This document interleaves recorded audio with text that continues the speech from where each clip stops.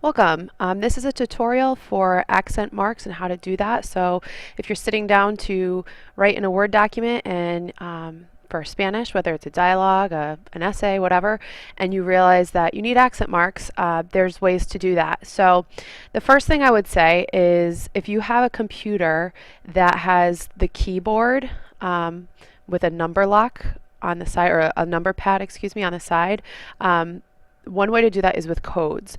So what you have to do is first make sure that this button number lock is on, and you're going to hold down either Alt key, and as you're holding that down you're going to punch in certain codes over here. As you do that, it creates the accent mark, and here are the codes on the bottom.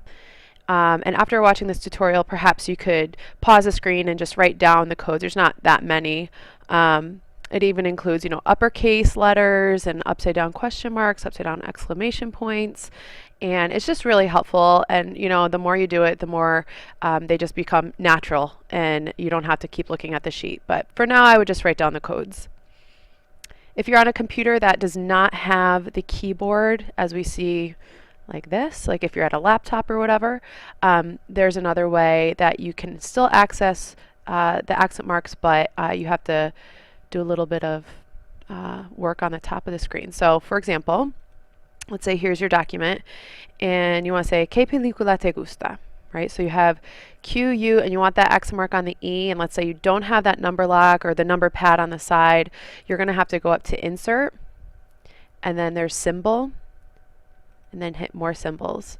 And they're all in here. You're going to have to look for them, but the more you use them, they start coming up as the most common and recently used symbols down here, so you don't have to keep looking, but at first you might have to. And then you hit Insert. So for example, if I wanted that E with an accent mark, it would be right here. Okay, and now it showed up as recently used. You can use it again. So okay.